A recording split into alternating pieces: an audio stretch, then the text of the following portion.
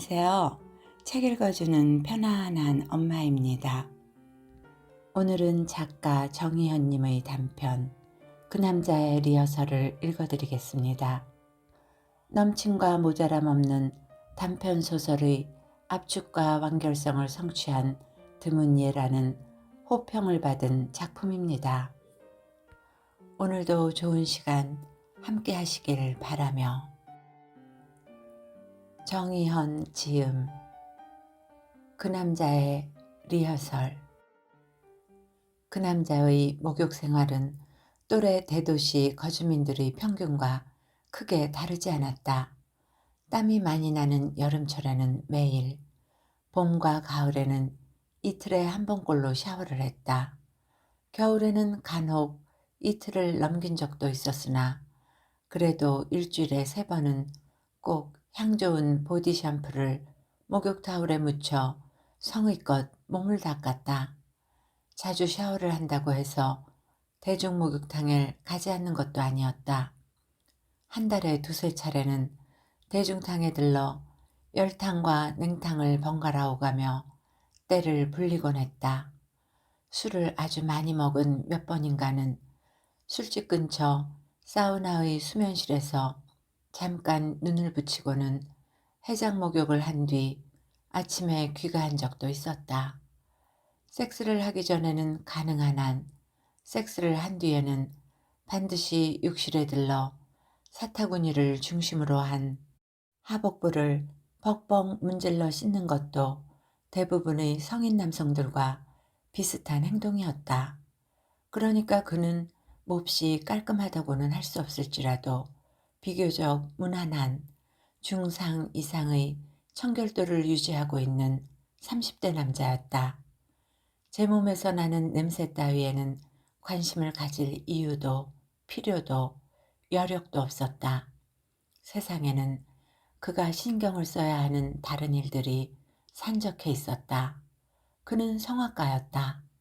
처음 만나는 누군가에게 자신의 직업에 대해 설명해야 하는 순간을 별로 좋아하지 않는다는 점에서 여타 무수한 직업군에 속한 사람들과 마찬가지였다.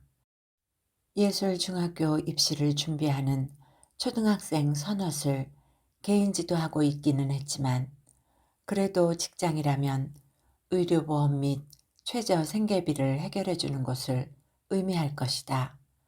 그 남자의 직장은 수도권 모 위성도시의 시립합창단이었다.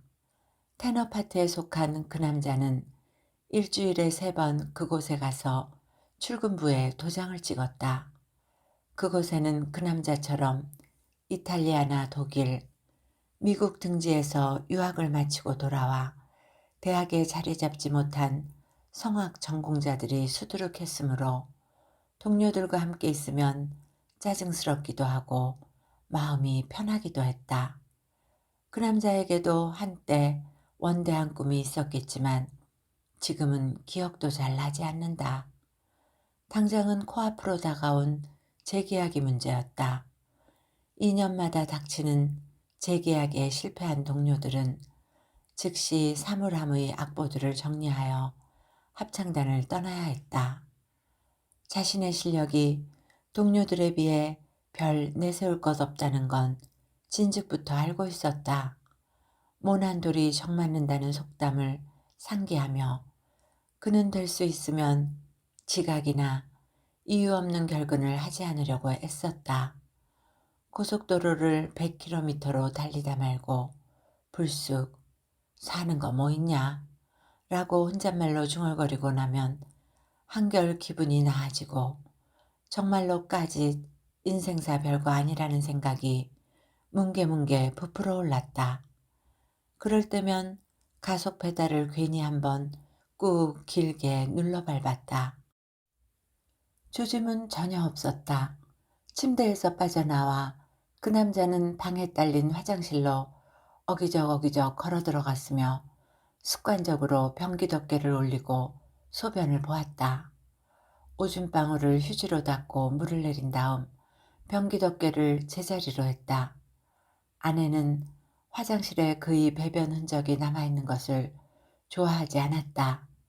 쓸데없는 일로 아내와 트러블을 일으키고 싶지는 않았다. 굳이 분류하자면 그는 평화주의자에 가까웠다.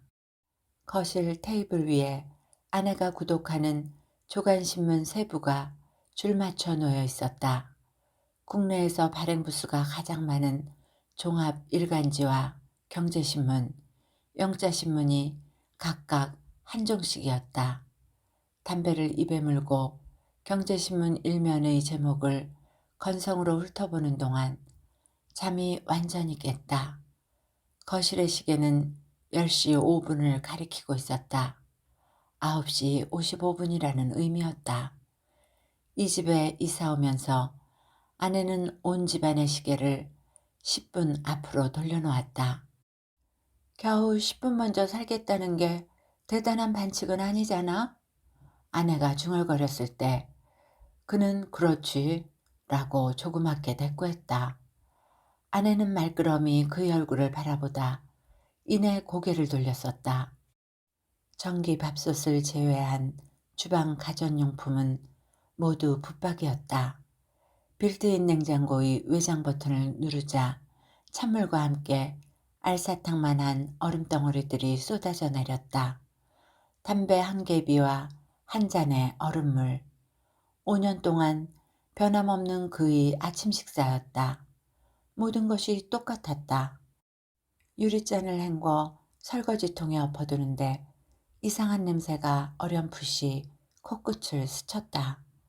더운 날 플라스틱 도시락 속에 오래 가둬둔 김밥에서 풍기는 냄새 같기도 했고 깜빡 잊고 실온에 방치한 유효기간 지난 우유에서 나는 냄새 같기도 했다. 가스레인지 위에 오롯이 놓인 범랑 냄비 뚜껑을 열어보았다. 냄비는 깨끗이 비어 있었다. 그 남자는 코를 킁킁거리며 부엌 창문을 확인했다. 유리창에는 걸쇠가 단단히 걸려 있었다. 외부에서 들어오는 냄새일 가능성이 거의 없다는 것을 잊고 있었다. 우수한 방음제 및 완벽에 가까운 환기장치는 초고층 아파트 드림빌의 분양사가 내세웠던 중요한 세일즈 포인트였다. 냉장고를 열어보았다. 문제가 될 만한 내용물은 눈에 띄지 않았다. 냉장고 문을 닫는 순간 갑자기 냄새가 사라졌다. 의아했지만 그는 곧 그것에 대해 잊었다.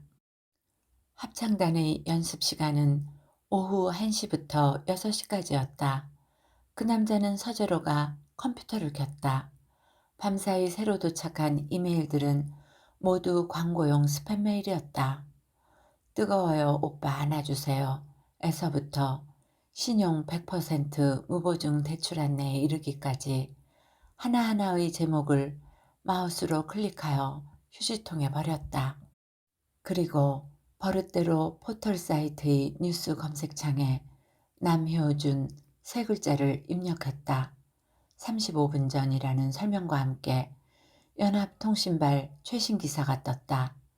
빌바오 국제 콩쿠르 1위에 빛나는 주목받는 신성 테너 남효준의 귀국 첫 오페라 오텔로가 17일부터 20일까지 예술의 전당 오페라 극장에서 공연된다는 새로울 것 없는 뉴스였다.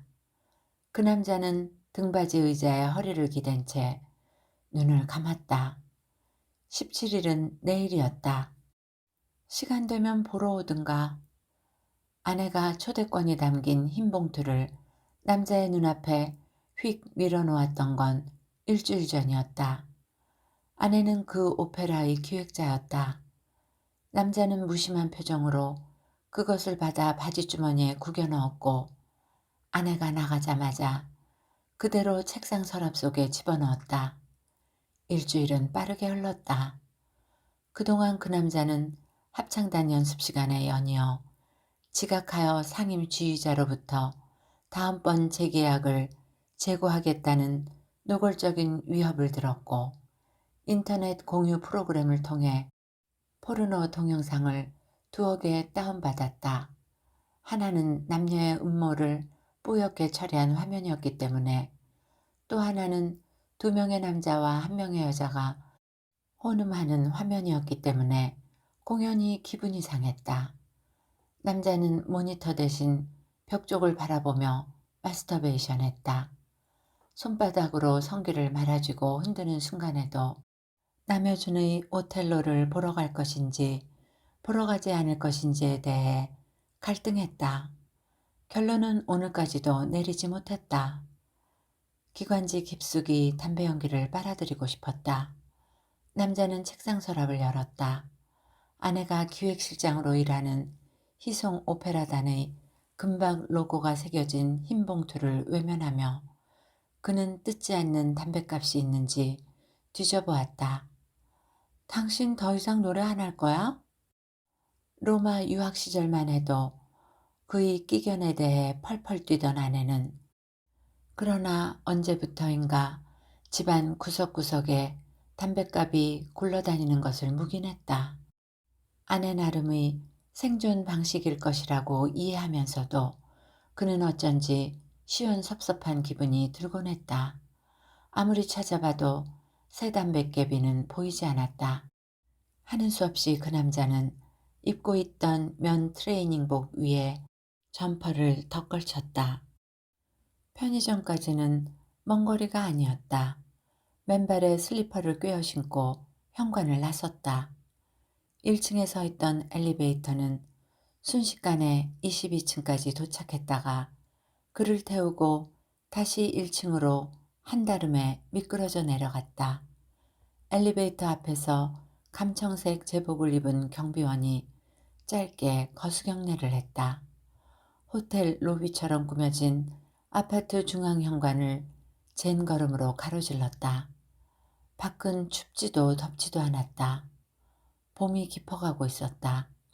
편의점은 두 블록 떨어진 곳에 있었다. 지갑을 두고 왔다는 사실을 안 것은 유리문을 밀고 점포 안에 들어선 다음이었다. 아, 귀찮아. 처음에 그는 다만 그렇게 생각했다. 점퍼 주머니에 1,000원짜리 몇 장 구겨놓고 나올 것을. 번거롭게 22층까지 다시 올라갔다 내려와야 하다니. 번거롭게. 다시 22층까지. 이윽고 그 남자는 사태를 천천히 깨달았다. 열쇠가 없었다. 카드키는 지갑 속에 들어 있었다. 입주는 6개월 전에 했다. 국내 빅3 중 하나로 불리는 초대형 건설회사에서 시공한 드림빌 아파트는 모두 3동으로 이루어져 있었다. 공시된 분양가는 평당 1,200만 원이었다. 몇 개의 엇비슷한 후보지를 놓고 그 남자의 장인은 부동산 컨설팅 회사에 자문을 의뢰했다. 컨설턴트가 낙점해준 이곳의 분양권을 장인은 평당 1,500만 원에 매입했다. 노인은 이런 방면으로 퍽 치밀한 사람이었다. 2년여의 공사 기간 동안 아파트 가격은 매입가보다 25% 상승했다. 집의 명의는 아내 이름으로 되어 있었다. 누가 봐도 합당한 일이었다. 합창단과 집을 무료하게 왔다 갔다 하는 그 남자에 비해 그의 아내는 매우 활동적인 여자였다. 드림빌의 골조를 세우고 건물이 올라가는 동안 그녀는 루치아와 나비 부인의 국내 순회 공연을 성공리에 마쳤고 창작 오페라 춘향전을 기획하여 서울과 대전, 대구와 베이징 무대에 올렸다. 그 사이 그 남자는 소속 합창단의 재계약 오디션을 겨우 통과했을 따름이다. 유년 시절 같은 소년소녀 합창단의 단원이던 아내를 다시 만난 건 로마 유학 시절이었다. 성악가로서 스스로의 자질에 대해 심각하게 의심하고 있다는 측면에서 의기투합하여 결혼에까지 이르게 되었으나 알고 보니 그것 말고는 둘 사이의 공통점이 하나도 없었다. 그녀가 온 집안의 불을 다 꺼야만 편히 잠드는 스타일이라면 그는 유난히 어둠을 무서워하여 꼭 머리맡의 스탠드를 켜놓은 채 자야 했다.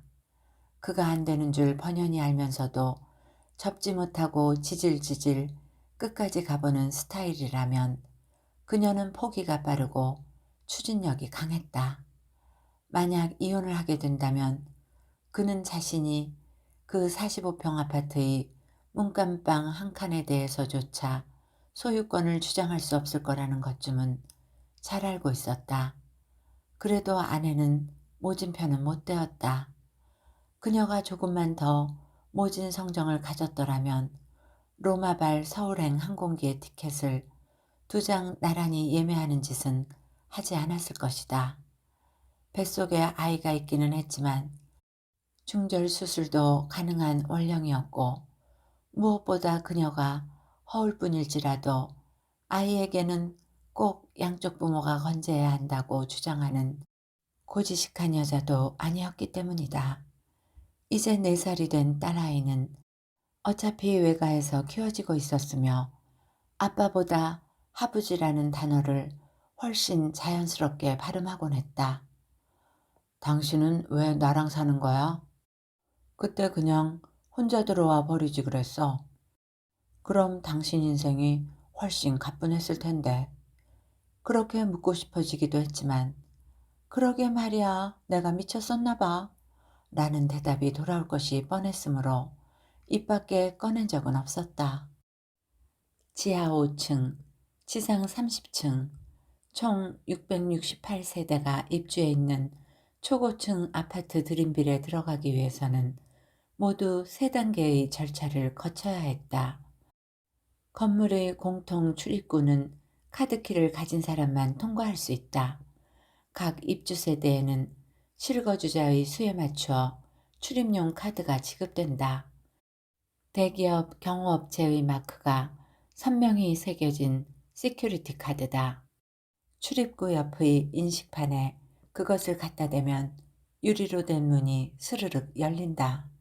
카드를 소지하지 않은 방문객의 경우에는 방문할 호수의 번호와 호출 버튼을 연이어 누르면 그 세대와 화상 인터폰으로 연결된다. 입주자는 손님의 신원을 눈으로 직접 확인한 뒤에 방문을 허락할 수 있다. 바지 주머니와 점퍼 속주머니까지 탈탈 뒤져보았지만 실오라기 한 올 떨어지지 않는다. 그 남자는 이제부터 자신이 뭘 어떻게 해야 하는지 알 수 없었다. 그저 막막할 뿐이었다. 관리사무소도 경비원도 모두 유리문 너머의 세계에 속해 있었다. 일단 첫 번째 관문을 지나야 무슨 대책이라도 마련해 볼 터였다. 드림빌의 유리문 밖에 서서 그 남자는 로비 한쪽을 기웃거렸다. 벼랑간 유리가 양쪽으로 갈라지더니 기적처럼 문이 열렸다. 에메랄드빛 가죽백을 든 여자가 밖으로 나오는 틈을 타 그는 유리문 안으로 재빨리 몸을 밀어넣었다. 엘리베이터 앞에는 경비원이 앉아 있었다. 마네킹처럼 늘 그 자리를 지키고 있는 경비원과 얼굴을 맞대고 대화를 나누는 것은 처음이었다. 쭈뼛거리며 다가간 그 남자를 경비원이 힐끔 올려다보았다. 무슨 일이십니까? 딱딱하지는 않았지만 결코 친절한 음성도 아니었다. 카드키를 놓고 왔다는 결정적인 대목에서 경비원이 그의 말을 막았다. 잠깐만, 선생님. 그러면 지금 이 건물 안으로는 어떻게 들어오신 겁니까? 카드를 소지하지 않으셨다면서. 기가 막혔다. 그것은 문제의 본질이 아니었다. 그러나 의자에서 일어난 경비원의 체구가 제법 우람하고 옆으로 길게 찢어진 눈매도 매서웠기 때문에 그 남자는 억지로 화를 가라앉혔다. 어쨌든 아쉬운 것은 이쪽이었다. 그게 중요한 게 아니라 하여간 지금 제가 좀 바쁩니다. 빨리 어떻게 조치를 좀 취해 주세요. 죄송합니다만 그건 저희가 어떻게 해드릴 수 없는 상황입니다. 어서 다른 가족에게 연락을 취해 보시죠. 그 남자는 좀처럼 언성을 높이는 편은 못 되었다. 그렇지만 경비원의 느긋한 태도에 속이 부글거리기 시작했다. 아이 참 이 아저씨 말귀 되게 못 알아듣네. 비상열쇠로 따주던가 아니면 열쇠 수리공이라도 불러주든가. 경비실 임무가 그런 거 아니에요? 그 남자가 큰 소리를 내자 경비원이 양미간을 찌푸렸다. 선생님, 비상열쇠 같은 것은 없습니다. 일반 열쇠 수리공을 불러서 해결될 문제도 아니고요. 아시다시피 외부 보안업체 관계자들을 직접 호출해야 되는 일인데 함부로 그럴 수는 없습니다. 함부로라는 부사가 그 남자의 신경세포를 날카롭게 자극했다. 자기도 모르게 반말이 튀어나왔다. 당신 그 말이 무슨 뜻이야? 내가 빈집 털이범이라도 된다는 거야? 경비원의 눈빛은 흔들림이 없었다. 그렇게 말한 적 없습니다. 확인 절차가 번거롭다는 의미일 뿐입니다. 그 남자는 몹시 화가 났다. 입주자를 도둑놈 취급하고 이거 이래도 되는 거야? 당신이 아까 나한테 인사했잖아. 기억 안 나? 엘리베이터에서 내린 몇 명의 여자들이 이쪽을 흘끔거리며 지나갔다. 경비원이 허리에 차고 있던 무전기를 입가에 가져다 댔다. 여기는 독수리 제13호, 13호 상황 발발. 호출을 받고 나타난 것은 무태 안경을 쓴 호리호리한 여자였다. 아래 위로 아이보리색 스커트 정장을 맞춰 입어 아파트의 관리소장이 아니라 지상에서 근무하는 전직 스튜어디스 같은 느낌을 주었다. 눈이 마주친 여자가 생긋 웃었기 때문에 그 남자는 속으로 적잖이 안도했다. 남자가 조금 전에 한 말을 똑같이 반복하자 여자는 나긋나긋하게 고개를 끄덕였다. 그러니까 선생님 카드키를 분실하신 거군요. 아니요, 분실한 게 아니라 집에 놓고 나왔다니까요. 요 앞 편의점에 담배 사러 나왔다가 그만. 저런, 그러셨군요. 하긴 누구나 하기 쉬운 실수지요. 대기 몇 호시라고요? 2209호입니다. 얼른 좀 조치해 주세요. 물론이에요. 그럼 실례지만 먼저 주민등록증을 좀 보여주시겠어요? 그는 반사적으로 바지 뒷주머니에 손을 넣었다. 지갑이 들어있을 리 없었다. 기가 막혔다. 이거 봐요. 지금 내가 지갑을 놓고 나왔다니까요. 신분증만 따로 들고 다니는 사람 봤어요? 관리소장과 경비원이 짧지만 강렬한 시선을 교환했다. 그 남자는 입술이 바짝 탔다. 이 사람들이 정말 정 못 믿어오면 내일은 확인해 보면 될 거 아냐. 나 2209호 강창규 680529 다시 10670. 여자는 깍듯했지만 단호했다. 여자는 깍듯했지만 단호했다. 이해해 주세요.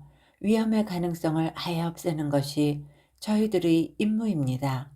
선생님이 강창규 씨가 틀림없으시겠지만 증명이 되지 않으면 저희로서는 어떻게 해드리기가 정말 어렵습니다. 규정을 어기면 저희가 처벌을 받거든요. 자신들뿐 아니라 보안업체 직원 또는 경찰관이 출동한다 해도 별 다를 바 없으리라는 얘기였다. 그는 할 말을 잃었다. 자신이 드림빌 2209호 입주자 강창규를 사칭하는 사기꾼이 아니라는 것을 입증할 마땅한 방법은 떠오르지 않았다. 번거로우시겠지만 가족분께 연락하셔서 퀵서비스로 카드키를 받으세요. 서울 시내에서는 1시간이면 충분하답니다. 여자가 자신의 전화기를 내밀었다. 아내의 휴대폰 번호가 가물거렸다. 두 사람이 그의 손놀림을 주의 깊게 응시하는 듯 했다. 그 남자는 어리어리하게 버튼을 눌렀다. 전화기가 꺼져 있다는 안내음이 흘러나왔다. 아내의 회사 번호는 외우고 있지 못했다. 경비원은 아까부터 팔짱을 낀 채 그를 내려다보고 있었고 관리소장은 손바닥으로 입가를 문지르며 그를 올려다보고 있었다. 그 남자는 관리소장의 핸드폰을 얌전히 되돌려줄 수밖에 없었다. 돌아올 때 그렇게 애를 먹었던 출입문이 나갈 때는 쉽게 활짝 열렸다. 그 남자는 드림빌의 유리문 밖으로 천천히 걸어 나왔다. 몇 발짝 떼다 말고 그 자리에 우두커니 멈춰섰다. 어디선가 누릿한 냄새가 풍겨와 콧구멍을 파고들었기 때문이다. 미친 놈들.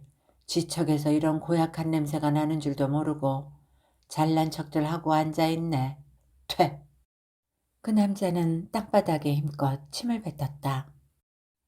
공중전화기는 얼른 눈에 띄지 않았다.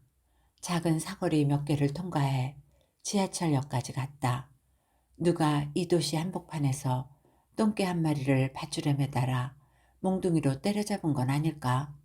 그런 의심이 들 만큼 지독한 냄새가 남자의 뒤를 졸졸 쫓아왔다.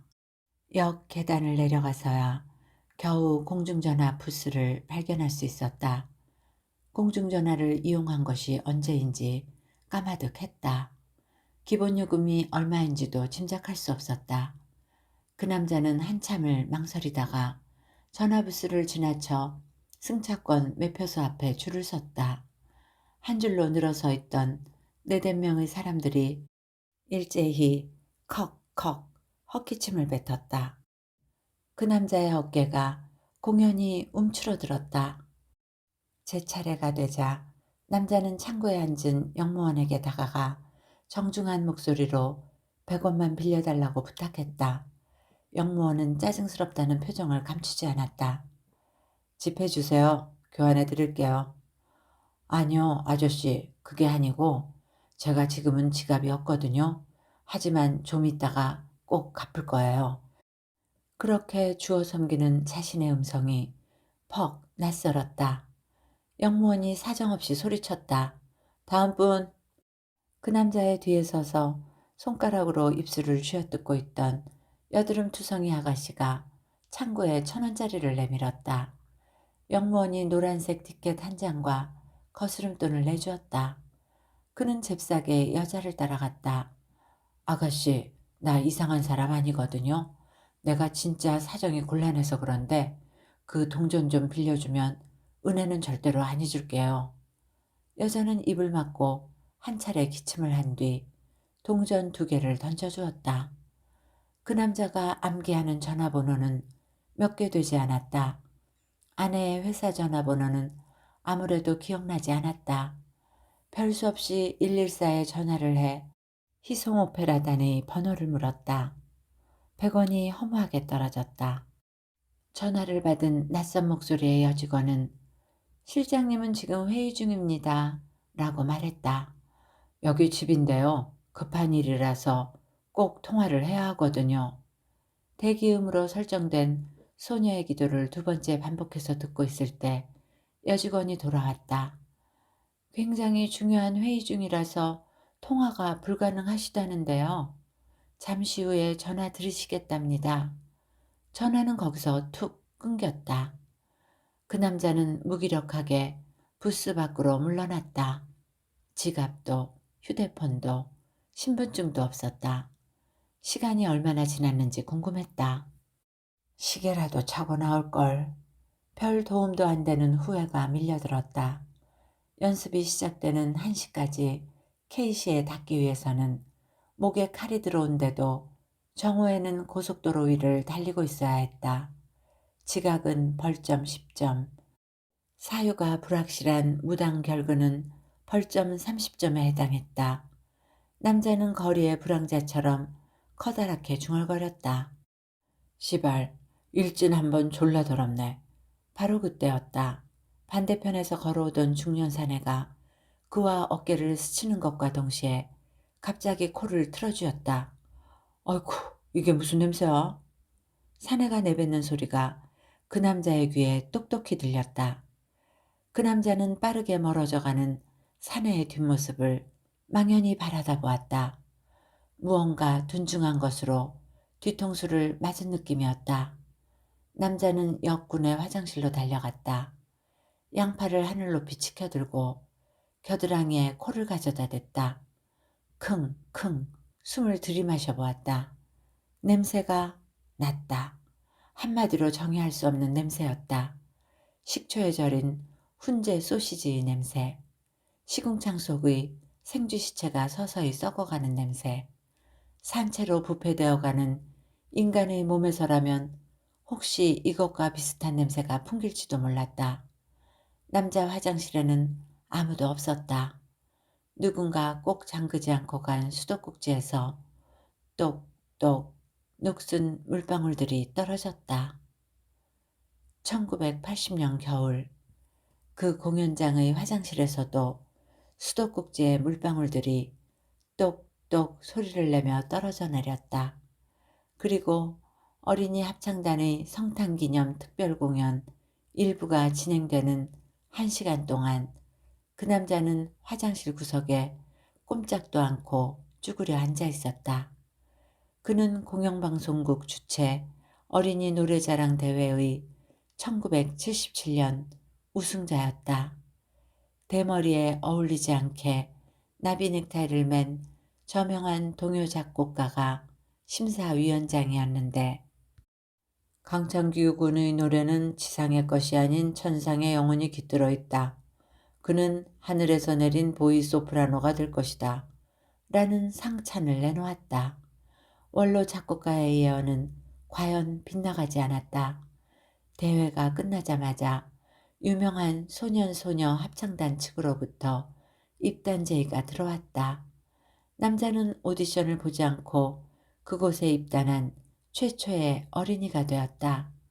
학교의 명예를 드높인 개교 이래 가장 자랑스러운 학생으로서 남자는 애국 조회 시간에 단상에 올라 교장으로부터 공로상패와 꽃다발을 받았다. 또한 남자의 재능을 일찌감치 알아채고 방과 후 개인 연습을 시킨 담임교사는 교육감 표창과 특별 상여금을 받았다. 그때부터 그 남자의 일상 대부분은 도시락 반찬통만한 교실이 아니라 검은색 호르겔 피아노가 놓인 시내 어린이 예술회관의 소강당에서 이루어졌다. 처음 그곳에 갔을 때 그가 가장 당황했던 점은 소년소녀 합창단이라는 명칭에 걸맞지 않게 남녀의 성비가 극도로 불균형하다는 것이었다. 남자아이는 그를 포함하여 오직 2명뿐이었다. 그나마 6학년짜리 형의 얼굴은 게시판에 붙은 사진 속에서만 확인할 수 있을 뿐 무슨 이유에선지 연습에는 참석하지 않아 실물을 보지도 못했다. 동갑 여자아이들의 평균치보다 몸집이 조금 작은 편이었던 그 남자를 위해 맨 앞줄에 새로운 자리가 만들어졌다. 원래 그 자리에 서다가 졸지에 한 줄 뒤로 밀리게 된 소녀 시절의 아내가 복도 한 구석에서 그의 팔뚝을 세게 꼬집었다. 피부 한쪽에 벌긋벌긋 손톱 자국이 났다. 2년 동안 남자는 30여 개가 넘는 무대에 서서 보이 소프라노로 노래를 불렀다. 로스앤젤레스와 하와이 교민을 위한 특별 공연에서는 동심초를 독창으로 불러 우레와 같은 박수갈채를 받기도 했다. 꽃잎은 하염없이 바람에 지고 만날 날은 아득 다 기억이 없네. 무어라 맘과 맘은 맺지 못하고 한갓되이 풀잎만 맺으려는고. 한갓되이 풀잎만 맺으려는고. 색동저고리를 입고 분홍색 한복바지를 입은 남자의 사진이 교민신문 일면에 커다랗게 실렸다. 창규야, 너 진짜 신기하다. 정말 하나도 안 떨려? 상급생 누나들이 눈을 동그랗게 뜨고 그렇게 물어올 만큼 그는 대담한 아이였다. 무대에 오르기 전이면 심장이 터질 듯 두근거린다며 콩알만한 우황청심한 하나를 4등분해서 나눠 먹는 소녀들 틈에서 그는 심장이 터질 듯한 느낌이란 대체 어떤 것일까? 혼자서 상상해보곤 했다. 누가 장래 희망을 물어보면 서슴없이 소프라노라고 대답해 상대방을 웃기곤 하던 남자는 6학년 여름방학을 지내면서 갑자기 쑥 자랐다. 150cm에 채 못 미치던 신장이 6학년 가을의 신체검사 때는 162cm가 되었다. 어느 날 아침에 일어나자 사탕이라도 꿀떡 삼킨 듯 목구멍 안쪽이 갑갑해 왔다. 도, 레, 미, 파, 솔, 라, 시, 도, 레, 미, 파, 솔. 더 이상의 고음이 올라가지 않았다. 그는 매우 당황했다.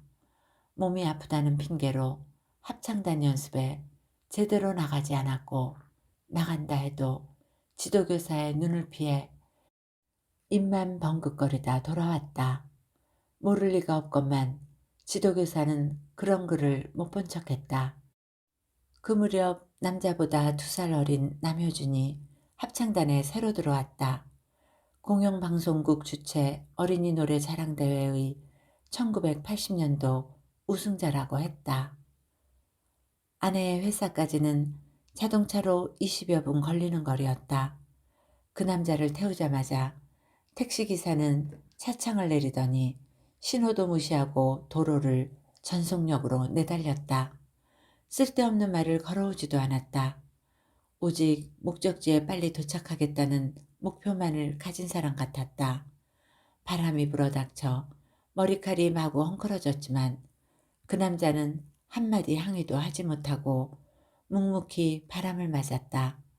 목적지에 거의 다다랐을 때 겨우 용기를 짜내 물어보았다.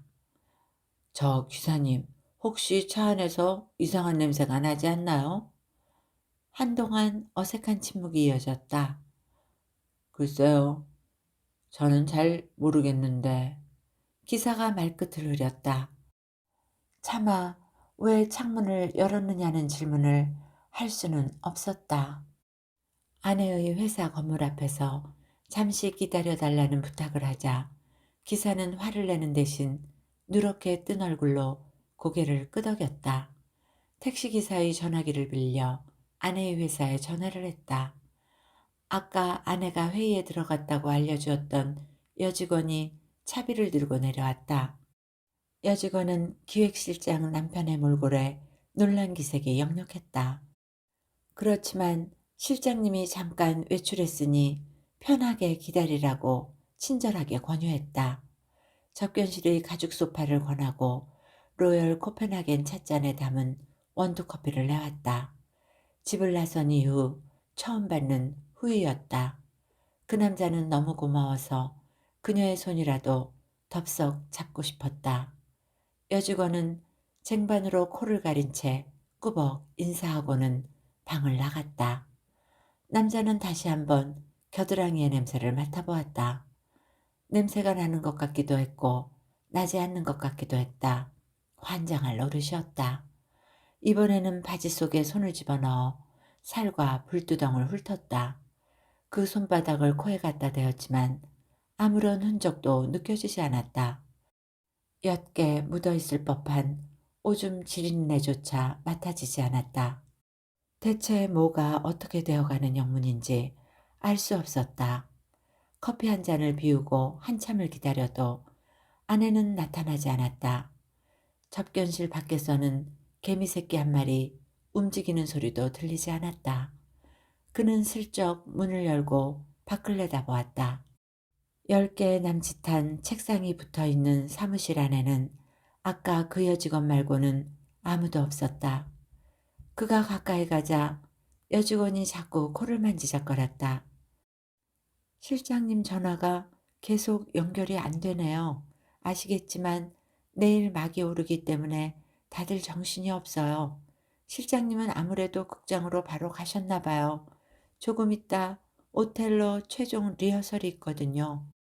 미리 암기해 둔 것처럼 긴 문장을 쉼표 하나 없이 다다다 나열한 다음 그녀는 오래 심호흡을 했다.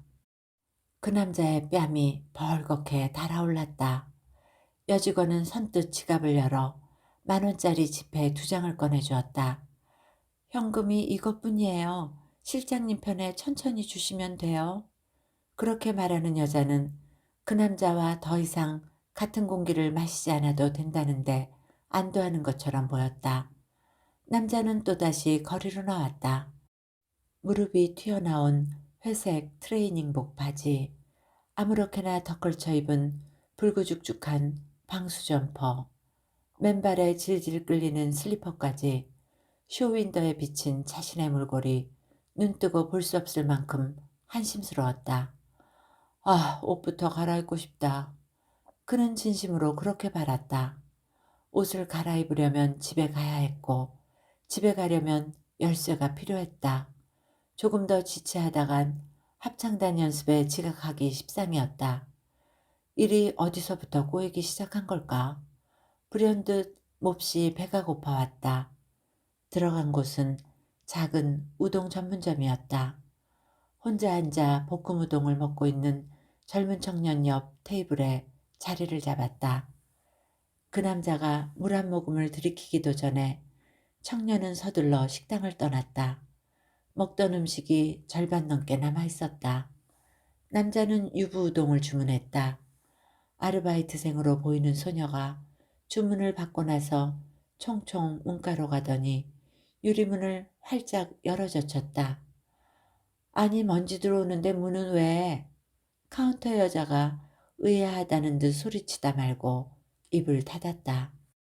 될 수 있는 한 팔동작을 자그마하게 하려 애쓰면서 남자는 묵묵히 젓가락질을 했다. 어머, 이게 무슨 냄새야?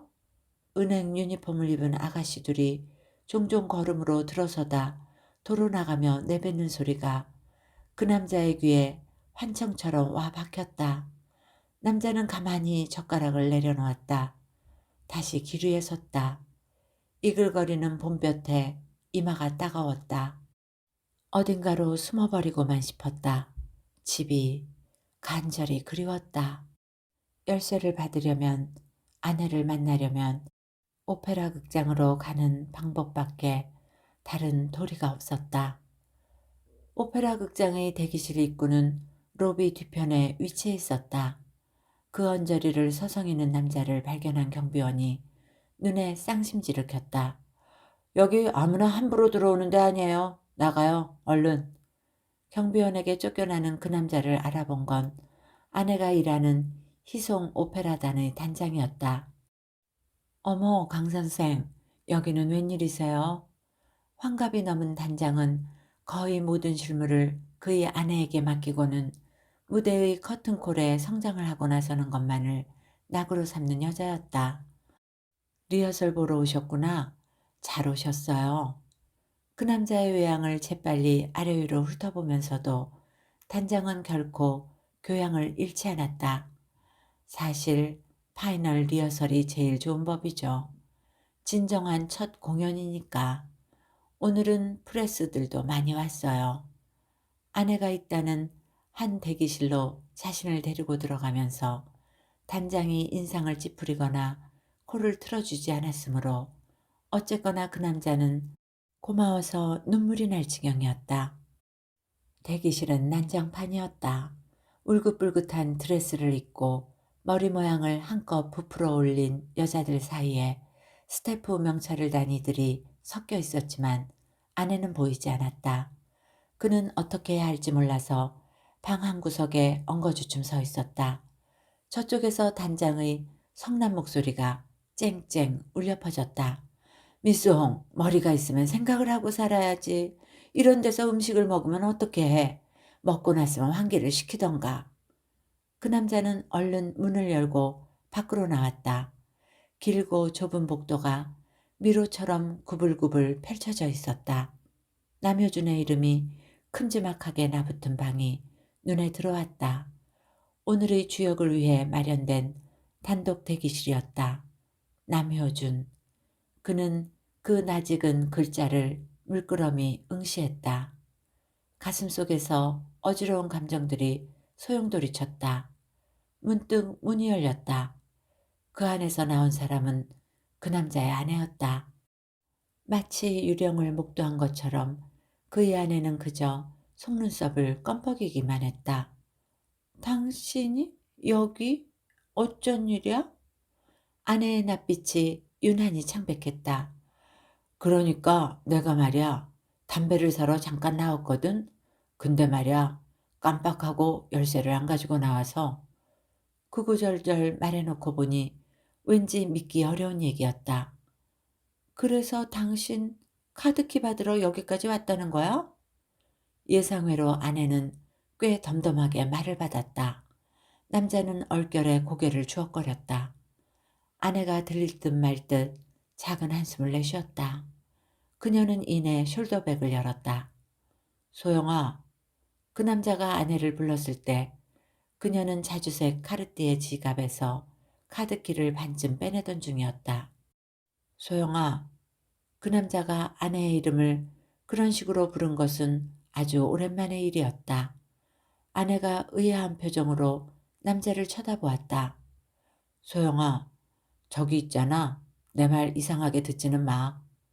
아내의 오른쪽 눈썹이 꿈틀 치켜 올라갔다. 당신 말고는 물어볼 데가 없어서 그래. 혹시 말이야, 혹시 나한테서 무슨 냄새나? 아내의 눈동자가 짧게 일렁였다. 그 남자는 다시 한번 말했다. 괜찮아. 제발 솔직하게 말해줘. 냄새 많이 나? 아내의 얼굴 근육이 빳빳하게 굳었다. 바빠 죽겠는데 당신 왜 자꾸 황당한 소리를 하는 거야? 자, 이거 가지고 얼른 집에 가. 아내는 한 손으로 카드키를 내밀면서 다른 쪽 손등으로 코끝을 훔쳤다. 그 남자는 아내가 거짓말을 하고 있다고 확신했다. 그는 아내의 어깨를 감싸쥐고 그녀의 눈속을 뚫어지게 들여다보았다. 만난 지 25년이 넘었지만 그녀의 동공이 흑갈색을 띠고 있다는 것을 처음 알았다. 소영아, 나 진짜 돌아버릴 것 같다. 아까부터 내 옆에만 오면 사람들이 전부 코를 막아. 아내는 그의 시선을 피하면서 연신 주위를 두리번거렸다. 누가 보면 어쩌려고 당신 여기서 왜 이러는 거야? 그 남자는 아내의 어깨를 짚은 두 팔에 힘을 주었다. 그가 원하는 것은 오직 진실뿐이었다. 미치겠다. 이거 봐. 지금 너도 얼굴에 손가락 갖다 대고 있잖아. 그렇게 못 견디겠어? 그렇게 심해? 제발 부탁이야. 소영아, 나는 알아야 하잖아. 나한테는 솔직하게 말해주라. 제발. 더는 참을 수 없다는 듯 아내의 이마가 사정없이 구겨졌다. 당신 이제 아주 제대로 미쳤구나. 아내는 그 말을 씹어뱉듯 했다. 그 남자의 팔이 힘없이 허공으로 떨어졌다. 그때 얼굴에 검은색 칠을 하고 검은 턱수염을 붙인 남자가 그들 앞에 우뚝 섰다. 오텔로로 분장한 남효준이었다. 발목까지 내려뜨린 붉은 가운이 괴기스런 느낌을 주었다. 오랜만이네. 남효준이 그 남자를 보고 아른 체를 했다. 하지만 이름과 얼굴을 영 연결시키지 못하는 눈치였다. 우리 예고 동문 맞지? 아니 중학교던가? 그 남자의 입에서는 대답이 흘러나오지 않았다. 그 남자의 아내 역시 묵묵부답이었다. 남효준은 신문에서 보던 것보다 훨씬 뚱뚱했다. 허허, 아무튼 반갑다. 공연 재밌게 보고 가라. 호탕한 너털 웃음이 풍채와 잘 어울렸다. 그 남자는 오텔로 장군이 지나갈 수 있도록 벽 쪽으로 바짝 비켜섰다. 긴 가운자락을 휘날리며 뒤뚱뒤뚱 걸어가다 말고 남효준이 갑자기 뒤를 돌아보았다. 그 남자가 누구인지 비로소 기억난 것 같았다. 와, 이거 정말로 오래간만인걸? 친근하게 어깨를 으쓱한 뒤 가던 길을 계속 걸어가는 남효준의 뒷모습은 진짜 무어인 사내처럼 강인해 보였다. 끝내 형이라는 소리는 하지 않았으나 어쩌면 그 남자를 다른 동창생과 착각했는지도 몰랐다. 그 남자는 이상하게 자꾸만 웃음이 났다. 아내가 여러 겹의 복잡한 눈빛으로 그를 쏘아보고 사라진 뒤에도 그 남자는 벽에 납작하게 붙어선 채로 한동안 움직이지 않았다. 무대는 어둡다. 터키 함대를 무찌른 오텔로의 배가 폭풍우를 뚫고 사이프러스 섬에 도착한다. 기다리던 군중들이 일제히 환호성을 지른다. 개선장군 오텔로는 승리의 노래를 부른다. 기뻐하라 적군은 바닷속 고기밥이 되었다. 남효준의 아리아는 힘차고 아름다웠다. 그 남자는 오페라에 매혹되었다. 이아고가 오텔로를 몰아낼 음모의 노래를 부르고 있을 때 그 남자의 오른쪽 옆좌석에 앉았던 관객이 슬그머니 몇 칸 앞으로 자리를 옮겼다. 나는 잔인한 신의 존재를 믿는다. 나는 사악하다. 나는 인간이니까. 일막 중반을 넘어 이아고가 악을 찬양하며 화산처럼 솟구쳐 오를 때에는 그 남자가 앉은 줄 전부와 그 앞뒤 줄이 모두 텅 비었다. 그 남자는 개의치 않고 무대 위에 온 신경을 집중했다. 데스데모나가 오텔로에게 사랑을 맹세하자 오텔로는 그대는 내가 겪었던 위험으로 나를 사랑하였고 나는 그대가 보여준 연민으로 그대를 사랑하였다. 라고 대답한다. 데스데모나는 오텔로의 용맹스러움을 찬양했지만 오텔로는 여자가 자신을 동정한다고 생각한다. 장군님, 저는 카시오가 부인의 손수건을 가지고 있는 것을 보았습니다. 오텔로는 불안하고 또 외로운 남자였다. 25년 전 그 성탄절 특별 공연의 대기실에서 도망쳐 버렸던 건 처음으로 심장이 쿵쿵 쿵 엇박자로 뛰어댔기 때문이다. 금붕어처럼 입술만 벙긋벙긋 벌릴 수도 있었지만 혹여 자신도 모르게 쉰 목소리를 내버릴까봐 두려웠기 때문이다. 일부가 끝날 때까지 화장실에 숨어있던 그는 막간에 남효준에게 발견되었다. 더러운 타일 바닥에 쪼그려 앉은 그 남자를 보고 남효준의 얼굴에 옅은 미소가 번졌다. 효준아, 그 안에 창규 있니? 여선생의 새된 목소리가 가까이에서 들려왔다. 그 남자는 검지를 세워 입술에 댔다. 쉿! 제발 말하지 마. 남효준은 그의 간절한 눈빛을 분명히 보았고 고개를 끄덕이기까지 했다. 그러나 곧바로 커다랗게 외쳤다. 네, 선생님. 창규 형 여기 있어요. 자신보다 키가 작은 여선생에게 귓불을 잡혀 질질 끌려가고 있을 때 남효준이 혀를 쏙 내밀었다 집어넣는 것을 그 남자는 보고야 말았다. 남효준은 그 일을 기억하고 있을까? 지금 저 높은 무대에서 질투와 애증의 아리아를 토해내는 그때 그 소녀는 아마 까맣게 잊었을 것이다.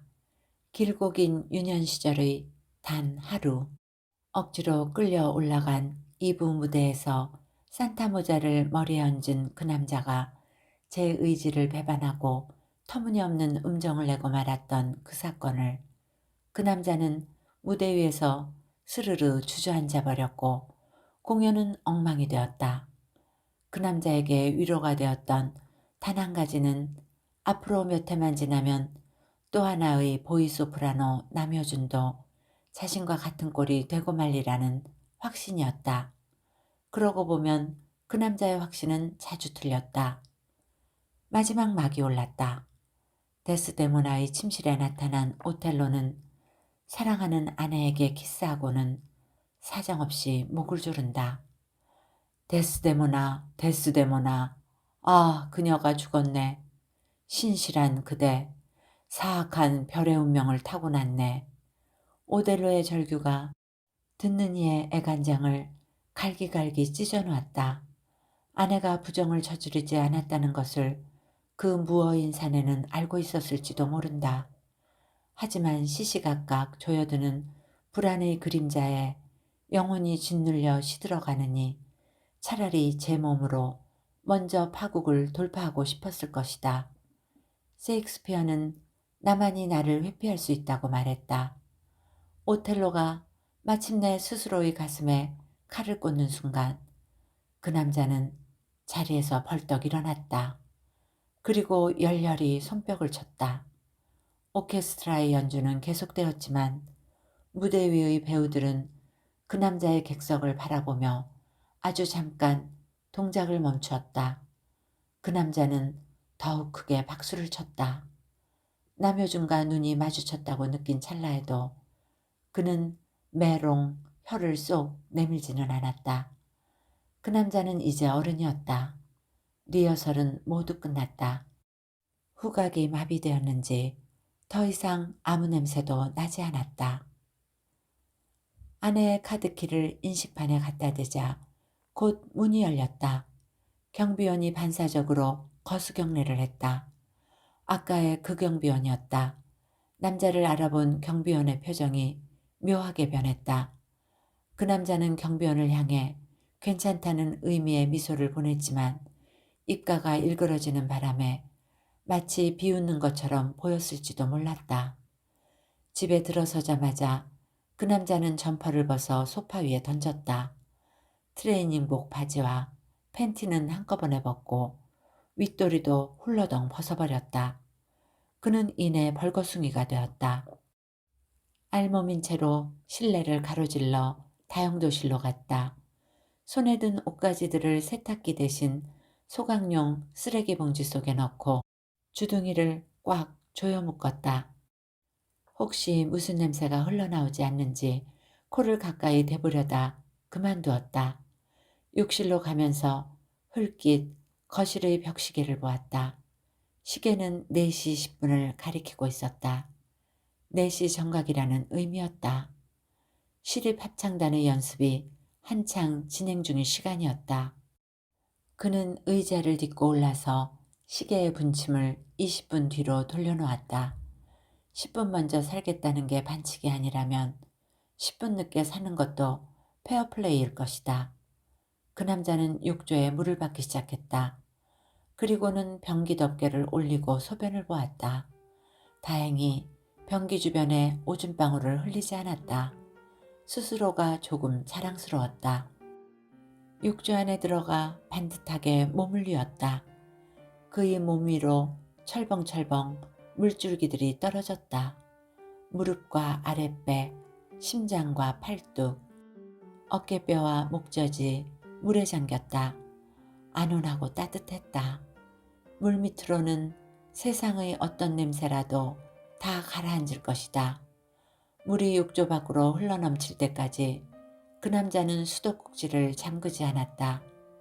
이대로 그냥 놔둔다면 드림빌 2209호 전체가 물에 잠길지도 모른다는 생각이 얼핏 머리를 스쳤다. 물속의 집. 그렇다면 아내에게 최고급 물안경을 선물하고 싶었다. 그 남자는 오래 숨을 참았다.